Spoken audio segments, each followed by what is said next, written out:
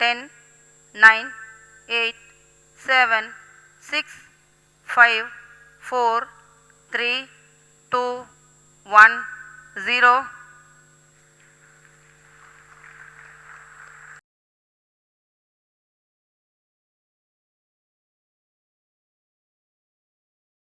नमस्कार साथियों, स्वागत है आप सभी का उत्कर्ष ऑनलाइन क्लासेस में। मैं हूं अजीत और आप मेरे साथ में जुड़ चुके हैं एक बहुत कमाल के टॉपिक के ऊपर डिस्कशन करने के लिए।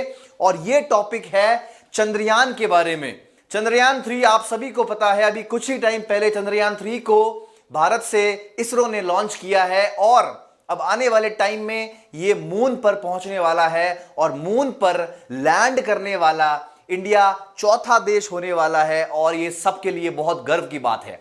मैं आज की इस क्लास में आपको बताने वाला हूं आप पूरी हिस्ट्री, कब से इसकी शुरुआत हुई है, स्पेस में जाना कब से शुरू हुआ है, सबसे पहले कौन गया है, कौन से देश ने अभी तक कितनी कामयाबी हासिल की है, इन सब के बारे में आज की इस क्लास में हम जानने वाले हैं। तो मेरे साथ में जुड़े रहिए।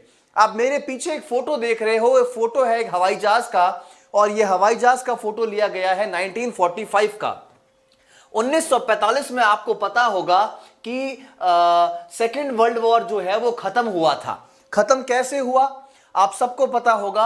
अमेरिका ने, यूएसए ने क्या किया, जापान के ऊपर हमला कर दिया हिरोशिमा और नागासाकी पर न्यूक्लियर बॉम्ब गिरा करके, जिसकी वजह से ये 1945 के अंदर सेकेंड वर्ल्ड वॉर खत्म हो चुका था। अब सेकेंड वर्ल्ड वॉर खत्म होने के बाद में दो देश सामने उभर करके आए पूरी दुनिया में। और कौन से थे? एक थे यूएसए और दूसरा था यूएसएसआर। और यूएसएसआर कुछ टाइम बाद में बिखर करके 15 अलग देशों में बट गया। और वो 15 देश कौन से हैं? सबसे बड़ा हम कह सकते हैं कि रूस है। तो पहले ये रूस, ये यूक्रेन, ये सब मिलकर के, बेलारूस वगैरह, ये मिलकर के इसको यूएसएसआर कहते थे, यूनाइटेड सोवियत सोशलिस्ट रिपब्लिक। तो दो सबसे बड़ी बड़ी कंट्रीज सामने आ गई, यूएसए और यूएसएसआर। दुनिया को लगता था कि कुछ को लगता था कि यूएसए बड़ी है, कुछ को लगता था यूएसएसआर सबसे बड़ा देश है। ये मैप में देखिए आप, ये पूरा हिस्सा जो देख रहे हो आप, ये पूरा हिस्सा 1945 के अंदर यूएसएसआर का हुआ करता था। अब इन दोनों कंट्रीज के बीच में, यूएसए और यूएसएसआर के बीच में कोल्ड वॉर शुरू हुआ। कोल्ड वॉर का मतलब है कि ऐसे रियल में लड़ाई नहीं कर रहे थे, बस अंदर ही अंदर ऐसे बता रहे थे कि हम दुश्मन हैं। ये दोनों देश कुछ ऐसा प्लान कर रहे थे कि क्यों ना हम एक ऐसी चीज बनाएं, जैसे मान लो यहां पर यूएसए है और यहां पर है यूएसएसआर, कि हम एक ऐसी कोई मिसाइल बनाएं जो मिसाइल ऊपर जाकर के आसमान में जाए और आसमान में जाकर दूसरे देश पर जाकर के हमला कर सके। उस मिसाइल के अंदर हम बम रख देंगे और ऊपर जाकर के वो दूसरे देश पर हमला कर सकती है। तो इस मिसाइल को बनाने के लिए दोनों देश आपस में, मतलब हम कह सकते हैं कि जुट गए, दोनों देश तैयारी करने में जुट गए। और तभी समय आया, ये आप देख सकते हो, न्यूक्लियर बॉम्ब जो है ये बनाया। तभी क्या हुआ, यूएसएसआर ने क्या किया, एक मिसाइल का टेस्टिंग कर दिया। और वो जो हम कह सकते हैं जो रॉकेट जो लॉन्च किया था, फर्स्ट लॉन्च किया था, वो था स्पटनिक नाम का, एक सैटेलाइट लॉन्च की थी, सॉरी, उसका नाम था स्पटनिक। ये स्पटनिक लॉन्च कर दी रशिया ने 1957 के अंदर। और सारा विश्व देखने लग गया कि ये देखो स्पटनिक जो है स्पेस में चली गई है। अब स्पेस में जाने का मतलब क्या है, देखिए, ये अगर हम अर्थ की बात करते हैं, ये हमारा अर्थ है। अर्थ से अगर हम ऊपर जाएंगे, यहां से अगर मैं ऊपर गया हूं तो यहां पर चारों तरफ हवा है। तो ये हवा ही हवा है। ये मान लो यहां पर इंडिया कंट्री है, यहां पर कोई वेस्ट इंडीज है, न्यूजीलैंड है, सारे देश है, क्योंकि अर्थ गोल है। तो यहां से मैं ऊपर जाऊंगा करीबन 80 किलोमीटर टू 90 किलोमीटर के बाद में यहां पर हवा बिल्कुल नहीं है। 90 किलोमीटर के बाद में हवा बिल्कुल भी नहीं है। वैसे ही अगर मैं यहां से 80 किलोमीटर 90 किलोमीटर ऊपर जाऊंगा, ऊपर हवा बिल्कुल भी नहीं है। ऐसे कर करके 80 टू 90 किलोमीटर का ये जो डायमीटर है, इसके बाद में बिल्कुल भी हवा नहीं है। ये जो इलाका है, इस इलाके को हम कहते हैं एटमॉस्फेयर, क्योंकि यहां पर हवा है। क्या कहते हैं? एटमॉस्फेयर। इसके बाद में हवा नहीं है और इसी जगह को हम कहते हैं स्पेस। तो ये जो पहला सैटेलाइट भेजा था, ये कहां गया था? इस एरिया के बाहर चला गया था। कुछ साइंटिस्ट कहते हैं कि 80 टू 90 किलोमीटर के बाद में है, नासा कहता है कि 100 किलोमीटर के बाद में है। तो ये स्पेस और एटमॉस्फेयर के बीच में डिफरेंस है। तो स्पुतनिक को 1957 में इसके बाहर भेज दिया गया। अब स्पुतनिक के भेजने के एक महीने बाद करीबन एक सैटेलाइट और भेजी, और उस सैटेलाइट को जब भेजा, रशिया ने ही भेजा, वो यूएसएसआर ने भेजा, मतलब दूसरी सैटेलाइट भेजी हाथों हाथ एक ही महीने के अंदर। और दूसरी जो सैटेलाइट गई थी उसके अंदर एक डॉग थी, वो एक डॉग को भेजा। पहले लिविंग क्रिएचर को भेजा गया आसमान में, मतलब स्पेस में भेजा गया, और जो डॉग थी उसका नाम था लाइका। ये जो लाइका एक फीमेल डॉग थी, इसको ऊपर भेजा। वापस जब आई कुछ टाइम बाद में इस लाइका की मौत भी हो चुकी थी, लेकिन ये पहली डॉग बन गई स्पेस में जाने के लिए। अब अगले ही महीने, एक ही महीने बाद जनवरी 19, हम बात कर रहे हैं जनवरी 1958 की, 57 के अंदर ये स्पुतनिक भेज दी। 57 के अगले ही महीने ये भेजी थी अक्टूबर में, नवंबर के अंदर स्पुतनिक 2 भेज दी, और जनवरी 1958 के अंदर अमेरिका ने भी एक टेस्टिंग कर ली, और इसका जो सैटेलाइट थी उसका नाम रखा था एक्सप्लोरर। क्या नाम रखा? एक्सप्लोरर। 1958 में ये होने के बाद में रशिया थोड़ा चौंक गया, और रशिया ने एक और टेस्टिंग की। 1961 में एक इंसान थे जिनका नाम था Yuri Gagarin. I am sure आपको पता होगा यूरी गैगरिन। यूरी गैगरिन को स्पेस में भेजा। कहां भेजा? स्पेस में। और ये दुनिया के फर्स्ट पर्सन थे स्पेस में जाने वाले, फर्स्ट पर्सन, पहला इंसान जो स्पेस में गया है। स्पेस में जाने का मतलब उम्मीद है समझ गए होंगे। अब यूरी गैगरिन जैसे ही स्पेस में गए, अमेरिका थोड़ा बौखला गया, और अमेरिका के जो प्रेसिडेंट थे जिनका नाम था जॉन एफ कैनेडी, उस वक्त जॉन एफ कैनेडी नाम के प्रेसिडेंट थे वहां पे, उन्होंने एक ऐलान कर दिया। उन्होंने 1961 में ही एक ऐलान कर दिया, और उन्होंने कहा कि रशिया ने तो सिर्फ स्पेस में भेजा है। स्पेस तो समझ लो ये हमारा अर्थ है, यहीं पर इसके इस लाइन के ऊपर स्पेस है, मतलब यहां कहीं कोई आदमी गया है तो वो स्पेस में गया है।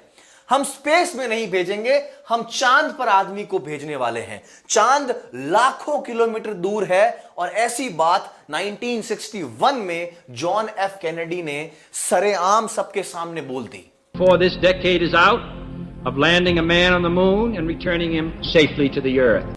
1961 में ये सब चीजें नहीं थी, कंप्यूटर्स वगैरह ज्यादा अच्छे नहीं थे, mobile phone, networks, internet connections नहीं था, फिर भी उनको तो भरोसा था अपनी टीम के ऊपर, और उन्होंने ऐलान कर दिया कि हम जल्दी ही मून के ऊपर जाने वाले हैं, और इंसान भेजने वाले हैं मून के ऊपर, और भेजने के बाद में उसी इंसान को वापस लेके आएंगे हम धरती पर, वो भी जिंदा। ऐसा काम हम करने वाले हैं। और ये कब तक करेंगे? उन्होंने बोला 1970 तक हम ऐसा काम कर लेंगे। अब आने वाले कुछ टाइम में जॉन एफ कैनेडी ने खूब पैसे इन्वेस्ट किया, नासा में खूब पैसा इन्वेस्ट किया, बहुत सारा पैसा डाला, अमेरिका का बहुत पैसा डाला, और शुरुआत करी इन्होंने अपोलो 1 की। अपोलो 1 एक सैटेलाइट थी। इस अपोलो 1 के अंदर 3 एस्ट्रोनॉट्स को भेजा गया, टेस्टिंग के लिए भेजा गया। हालांकि ये जो अपोलो 1 है ये ब्लास्ट हो गया और तीनों की मौत हो गई। अब धीरे धीरे अपोलो 2, अपोलो 3, अपोलो 4, 5, 6, अपोलो 4, 5, 6 की अगर मैं बात करता हूं, अपोलो 4, 5, 6 ये भी सैटेलाइट्स भेजी, लेकिन इसके अंदर इंसान नहीं थे। टेस्टिंग कर रहे थे, अमेरिका से भेज रहे थे मून के ऊपर, और टेस्ट कर रहे थे कि ये जाके आती है, वापस लेके आते थे कि सब कुछ सही है कि नहीं है। फिर 5th के अंदर फिर से भेजा, वापस लेके आते, टेस्ट करते सही है कि नहीं है। फिर अपोलो 7, 8, 9, अपोलो 7, 8, 9 और 10 ये 4 भेजी, जिसके अंदर एस्ट्रोनॉट्स को भेजा गया।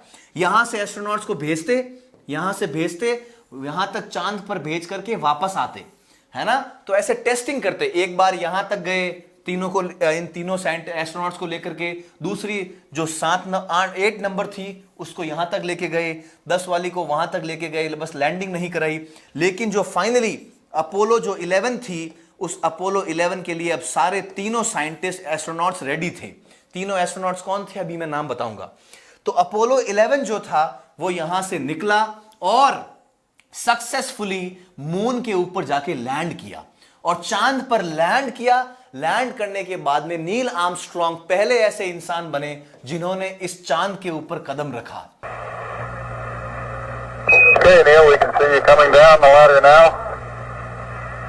I'm at the foot of the ladder. The 11-foot beds are only touching the surface about 1 or 2 inches. I'm going to step off the limb now. It's one small step for man, one giant leap for mankind. Neil Armstrong ये पहले आदमी बन गए जिन्होंने चांद के ऊपर कदम रखा, और ये जो चीज थी ये लाइव हो रही थी, पूरी दुनिया लगभग इसको देख रही थी कि चांद के ऊपर इंसान पहुंच गया है। और यही नील आर्मस्ट्रॉन्ग ने भी कहा कि इंसान अब चांद पर पहुंच गया है, चीजें बदलने वाली है। और बहुत जगह पर इनकी तारीफ हुई, अमेरिका की वाहवाह हुई, जॉन एफ कैनेडी बहुत खुश हुए और नील आर्मस्ट्रॉन्ग बन गए दुनिया के पहले आदमी जिन्होंने मून के ऊपर पहला कदम रखा। किस पे? चांद पर। यूरी गैगरिन स्पेस में जाने वाले पहले व्यक्ति थे, ये मून के ऊपर गए। अब देखिए, जब ये गए थे, ये तो एक्सप्लोरर, इनकी जो एक्सप्लोरर जो पहले गई थी, एक्सप्लोरर, ये सैटेलाइट उन्होंने भेजी थी। अब देखिए नासा, ये है यूरी गैगरिन, और ये जो डॉग है, वो जो डॉग को भेजा था स्पुतनिक 2 के अंदर, ये वो डॉग है। इसके बाद में ये 3 व्यक्ति, आप देखिए, अब इन तीनों की मैं बात करता हूं। देखिए ये कैसे गए थे। ये हमारा अर्थ है, ये हमारा ये चांद है। चांद पे क्या हुआ, जो सैटेलाइट थी वो कुछ इस तरीके की थी। ये सैटेलाइट ऐसी थी। इस सैटेलाइट के 3 पार्ट्स थे। टोटल कितने पार्ट्स थे? 3 पार्ट्स थे। जो एक पार्ट था, जो लूनार मॉड्यूल बोलते हैं इसको, ये लूनार मॉड्यूल है। कौन सा मॉड्यूल है? Lunar module. इस लूनार मॉड्यूल में 2 व्यक्ति बैठे थे। कौन कौन? एक नील आर्मस्ट्रॉन्ग और दूसरे थे दूसरे कौन से थे? Edwin Buzz Aldrin. Edwin Buzz Aldrin ये दूसरे व्यक्ति थे। एडविन बज एल्ड्रिन ये 2 व्यक्ति थे, इस लूनार मॉड्यूल में बैठे थे। और ये जो ऑर्बिटल था, ऑर्बिटर, इसके अंदर बैठे थे कॉलिंस। ये दूसरे व्यक्ति थे कॉलिंस। तो ये जब गया मून की ऊपर, जैसे ही जाने वाला था, तो ये लूनार मॉड्यूल ये लूनार मॉड्यूल से अलग हो गया कमांड मॉड्यूल और सर्विस मॉड्यूल। मतलब ये पूरा एक ही हिस्सा था, ऐसे हिस्सा था और ये दूसरा हिस्सा था। तो दोनों हिस्से अलग हो गए। एक हिस्से के अंदर, लूनार मॉड्यूल के अंदर, ये 2 साइंटिस्ट बैठे थे और इस हिस्से के अंदर 1 एस्ट्रोनॉट बैठा था। 2 एस्ट्रोनॉट इसके अंदर, 1 एस्ट्रोनॉट इसके अंदर। तो जैसे ही वहां पहुंचे, ये दोनों अलग हो गए। इसके अंदर एक व्यक्ति बैठा था जो इसके मून के चारों तरफ चक्कर लगा रहा था, और जो दूसरा था लूनार मॉड्यूल, ये वाला, इसके अंदर 2 एस्ट्रोनॉट्स बैठे थे। कौन कौन? नील आर्मस्ट्रॉन्ग और एडविन बज एल्ड्रिन। ये जो व्यक्ति है माइकल कॉलिंस, ये चांद पर उतरे नहीं थे, लेकिन ये मिशन पे साथ में ही गए थे। इसीलिए काफी लोग इनको जानते नहीं है कि ये माइकल एल्ड्रिन कौन है। सिर्फ 2 ही आदमी गए थे, लेकिन ये इस ऑर्बिट के अंदर ऐसे मूव कर रहे थे। ये जो हिस्सा था, इसको हम कहते हैं कमांड मॉड्यूल और सर्विस मॉड्यूल। साथ में इसको एक निक नेम दिया था, कोलंबिया। और ये जो लूनार मॉड्यूल था, जो चांद पे जाके उतरेगा, उसको नाम दिया था ईगल। और नील आर्मस्ट्रॉन्ग ने जब वहां पर उतरे, तो सबसे पहले एक ही बात बोली, the eagle has landed safely on moon. अब ये वहां पर गए, दरवाजा खोला, यहां पर दोनों एस्ट्रोनॉट्स काफी देर तक रुके, घंटों भर तक रुके थे। खूब सारे फोटोज लिए, यहां पर कुछ डिवाइसेस इंस्टॉल किए, वहां पर एक प्लेट भी छोड़ के आए कि इंसान का पहला कदम है मून के ऊपर। एक प्लेट छोड़ी थी इन्होंने, यहां पर अमेरिका का झंडा लगाया, और वहां से कुछ पत्थर सैंपल के रूप में वापस, ऐसा कहा जाता है करीबन 20 से 22 केजी सैंड और पत्थर वहां से ये वापस लेके आए थे, चेक करने के लिए कि वहां की पत्थर जो है कैसा है। अब ये सब चीजें जब हो रही थी, तब इंडिया के अंदर एक व्यक्ति बैठे थे जिनका नाम था डॉक्टर विक्रम साराभाई। डॉक्टर विक्रम साराभाई, ये व्यक्ति सब कुछ देख रहे थे। तो इन्होंने जाकर के पंडित जवाहरलाल नेहरू जी से कहा कि दुनिया में ऐसा सब कुछ हो रहा है, लोग स्पेस में जा रहे हैं, मून में जा रहे हैं, क्यों नहीं हम भी इंडिया के अंदर ऐसा कुछ करें। तो जवाहरलाल नेहरू ने इनकी बात को मान लिया और 1962 के अंदर एक कमेटी बनाई। उस कमेटी का नाम रखा इनकोस्पार। क्या नाम रखा? इनकोस्पार।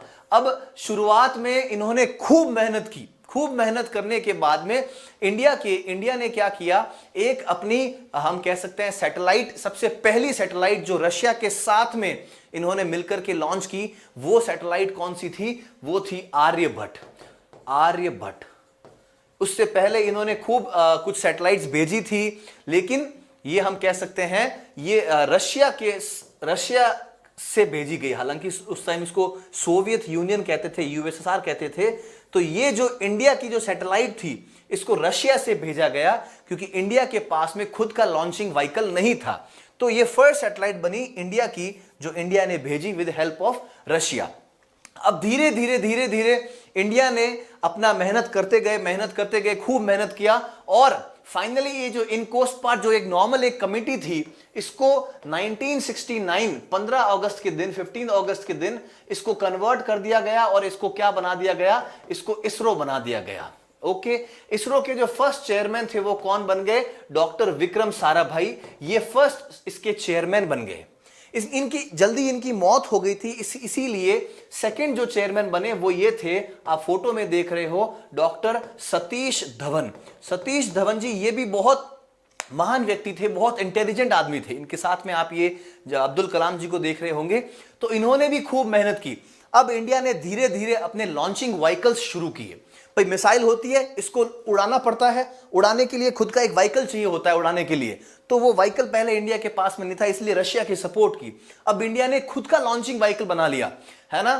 तो लॉन्चिंग व्हीकल जो बना, PSLV आपने सुना होगा, PSLV, SLV, GSLV, है ना, ASLV satellite launching vehicle, PSLV polar satellite launching vehicle, GSLV जियो सिंक्रोनाइज लॉन्चिंग व्हीकल, ASLV ऐसे ऑगमेंटेड लॉन्चिंग व्हीकल। तो ये कुछ लॉन्चेस हमने किए। इसके अलावा आप देख सकते हो कि मेजर 3 रॉकेट साइट्स है इंडिया के अंदर, जहां से ये रॉकेट्स फ्लाई करते हैं। कहां से, एक तो विक्रम साराभाई स्पेस सेंटर तिरुवनंतपुरम में है, एक सतीश धवन स्पेस सेंटर जो कि श्रीहरिकोटा आंध्र प्रदेश में है। यही वो जगह है जहां से मेजरली हमारे जो है ये चंद्रयान वगैरह लॉन्च हुए थे। अब जब ये सब हो रहा था तो इंडिया ने भी अपना एक बहुत बड़ा हम कह सकते हैं सैटेलाइट लॉन्च किया, जिसका नाम रखा चंद्रयान। मतलब इस चंद्रयान का मतलब था कि हम चांद के ऊपर जाने वाले हैं, चंद्रयान फर्स्ट। ये जो चंद्रयान फर्स्ट बना था, ये एक्चुअल में ऐसा नहीं था कि चांद के ऊपर हम जाएंगे, वहां पे उतरेंगे। मतलब इसमें इंसान तो नहीं था, सिर्फ समझ लो कि इंसान नहीं था इसके अंदर। तो ऐसा नहीं था कि इसके अंदर हम यहां पर जाएंगे और उतरेंगे, किसी मशीन को उतारेंगे, ऐसा मिशन नहीं था। इस मिशन में सिर्फ इतना था कि हम जो चांद का जो ऑर्बिट है, मतलब ये जो इसके चांद का जो ऑर्बिट है, इसमें अपनी जो सैटेलाइट है उसको भेजेंगे। फिर इन्होंने सैटेलाइट को यहां पर क्रैश लैंडिंग कराई, जोर से क्रैश कराया, और क्रैश कराने से क्या हुआ, इसके जो सेंसर्स थे वो गिरे, और उससे कुछ बहुत सारी इंफॉर्मेशन यहां से हमने निकाली। मेजरली जो इंफॉर्मेशन हमने निकाली वहां से हमने क्या निकाली, वो थी वाटर, पानी की खोज की, जो कि सॉलिड फॉर्म के अंदर था। और फिर उसके बाद में नासा ने भी प्रूफ किया कि हाँ, चांद के ऊपर पानी है। ये चंद्रयान फर्स्ट था। फिर उसके बाद में हमने एक अलग यान बनाया जिसका नाम रखा चंद्रयान 2। चंद्रयान 2 जो है वो कुछ अलग मिशन था। इसमें क्या था कि इसमें हम अपनी सैटेलाइट भेजेंगे, सैटेलाइट में ऑर्बिटर जो होगा वो ऑर्बिटर में मूव करता रहेगा, और एक लैंडर होगा जो मशीन जाकर के लैंड करेगी, जो ऐसे चांद के ऊपर जाके उतरेगी। इस लैंडर का नाम रखा विक्रम। क्या नाम रखा, विक्रम लैंडर, है ना। अब इस लैंडर के अंदर से एक ऐसे मशीन निकलेगी जो बाहर घूमते घूमते आएगी, और यहां पर आकर के इसके नीचे टायर लगे हुए हैं, और ये चारों तरफ फिर घूमेगी। ये था रोवर। तो इस तरीके से ऐसा डिजाइन किया गया कि एक तो ऑर्बिट के अंदर घूमती रहेगी जो ध्यान रखेगी, फिर लैंडर जो है विक्रम वो उतरेगा, उसके अंदर से रोवर जो निकलेगा और फिर बाहर सब चीजें चेक करेगा, सैंपल्स लेगा कि वहां पर कैसे कैसे मिनरल्स है, चांद के ऊपर क्या क्या चीजें हैं, वो सारी चीजें यहां पर ये देखने वाला है। लेकिन अनफॉर्चुनेटली कुछ ही दूर पहले यहां पर ही ये जो है इसका संपर्क इसरो से टूट गया, और ये मिशन अनसक्सेसफुल रह गया, सक्सेसफुल नहीं हो पाया। चांद जो है इसके ऊपर भी, जैसे हमारे अर्थ के ऊपर भी खूब पहाड़ है, खूब खाई है, नदी वगैरह है, तो वैसे ही चांद पर भी बहुत बड़े बड़े खड्डे हैं। तो इस लैंडर को उतारना बहुत मुश्किल होता है, खड्डों के अंदर उतारना बहुत ही मुश्किल होता है। लेकिन अब जो चंद्रयान जो 3 बना है वो काफी अलग है। चंद्रयान 3 जो है ये बहुत अलग है।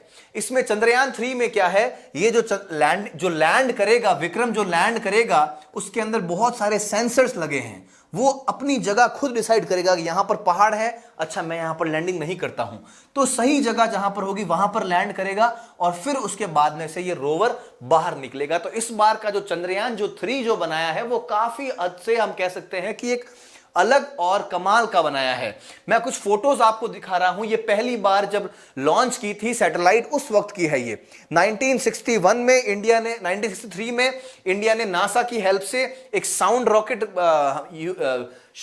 रॉकेट से शुरुआत की थी।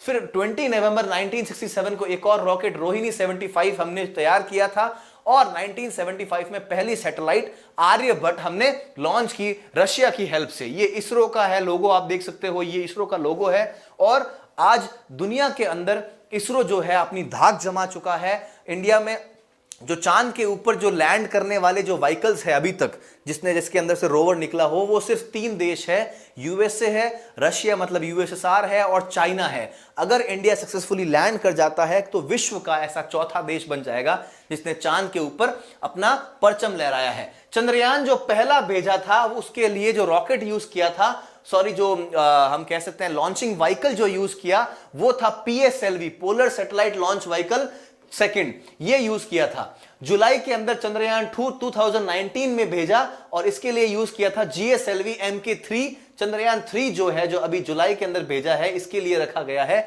LVM3। ये ज्यादा हैवी लोड को ले जाने के लिए लॉन्चिंग व्हीकल है। तो ये जो फोटो आप देख सकते हो बहुत इमोशनल फोटो था इंडिया के लिए। चंद्रयान 2 जब फेल हुआ था, ये जो व्यक्ति आप देख रहे हो ये के सिवान पूर्व अध्यक्ष थे हमारे इसरो के। तो मोदी जी ने इनको गले लगा के इनको बोला कि आप रोइए मत, टेंशन मत कीजिए। अब ये जाने का जो तरीका होता है वो कुछ इस तरीके का होता है।